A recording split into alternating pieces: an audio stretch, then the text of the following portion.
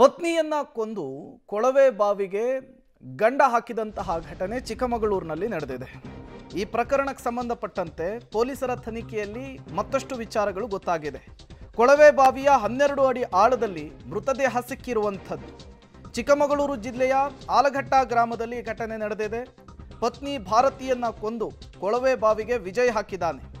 ಪತ್ನಿಯನ್ನ ಕೊಂದು ದೇವರಿಗೆ 3 ಪ್ರಾಣಿ ಬಲಿ ಕೊಟ್ಟಿದ್ದಂತೆ ಈ ಪಾಪಿ. ಪತ್ನಿ ದೆವ್ವ ಆಗಬಾರ್ದು, ನಾನು ಅರೆಸ್ಟ್ ಆಗಬಾರ್ದು ಅಂಥೇಳಿ ಹರಕೆ ಕಟ್ಕೊಂಡಿದ್ದಂತೆ. ತಾಮ್ರದ ತಗಡಿಗೆ ಪತ್ನಿಯ ಹೆಸರನ್ನು ಬರೆದು ಪೂಜೆ ಮಾಡಿಸಿದ್ದ ಆರೋಪಿ ಅನ್ನೋದು ಪೊಲೀಸರ ತನಿಖೆಯಲ್ಲಿ ಗೊತ್ತಾಗ್ತಾ ಇದೆ. ಕಟ್ಟಿಕೊಂಡಂತಹ ಹೆಂಡತಿಯನ್ನೇ ಕೊಂದು ಕೊಳವೆ ಬಾವಿಗೆ ಗಂಡ ಹಾಕಿದಂತಹ ಘಟನೆಯೊಂದು ಚಿಕ್ಕಮಗಳೂರು ಜಿಲ್ಲೆಯ ಆಲಘಟ್ಟ ಗ್ರಾಮದಲ್ಲಿ ನಡೆದಿದೆ. ಈ ಪ್ರಕರಣವನ್ನು ಪೊಲೀಸರು ಈಗ ಭೇದಿಸಿದ್ದಾರೆ. 12 ಅಡಿ ಆಳದಲ್ಲಿದ್ದಂತಹ ಮೃತದೇಹವನ್ನು ಹೊರತೆಗೆಯುವಂತಹ ಕೆಲಸ ಆಗಿದೆ.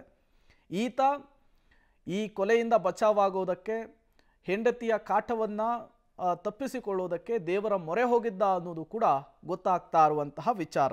ದೇವರಿಗೆ ಹರಕೆ ಕಟ್ಕೊಂಡಿದ್ದಂತೆ 3 ಪ್ರಾಣಿಗಳನ್ನು ಇದೇ ವಿಚಾರಕ್ಕೆ ಬಲಿ ಕೊಟ್ಟಿದ್ದ ಅನ್ನೋದು ಕೂಡ ಗೊತ್ತಾಗ್ತಾ ಇದೆ.